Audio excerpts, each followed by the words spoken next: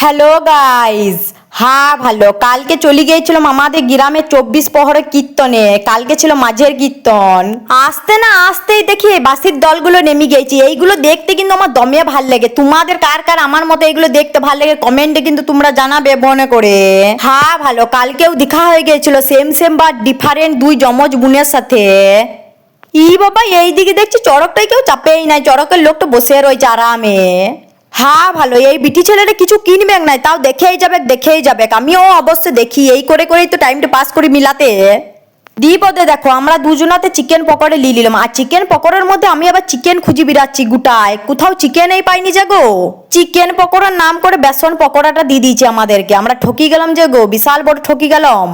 এই সবে সবে সুস্থ হয়ে উঠলাম, তাও বাবা একটা আইসক্রিম খেয়ে নিলাম। হে ভগবান, এইবারের মতো ক্ষমা করে দাও, ভুল বশত আজকেই খেয়ে নিলাম, আর কোনোদিনও খাবো নাই। আর আমাদের কীর্তন থানে লাইটিং এর কাজ, এটা দেখো দারুণ লাইটিং করেছে, একদম বিয়া ঘরের মতো। এই লাইটিং এর কাজগুলো দিয়ে দাদারা করেছে, ওই দাদাগুলো কিন্তু দমে ভালো কাজ করে।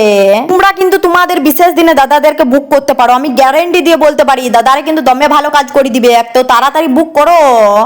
হ্যাঁ ভালো, কার্ডে দোকানের নামও আছে, নাম্বারও আছে, দেরি কিসে, তাড়াতাড়ি বুকটা করে দাও। হ্যাঁ দেখো, আজকে মাঝের কীর্তন, তাও দেখছি ভালোই ভিড় হয়েছে। আমি শুধু লোক দেখতেই আসি, আর লোকও অবশ্য আমাকে অমন করে দেখে যেন আমি এলিয়েন, কোনো গ্রহ থেকে চলে এসেছি।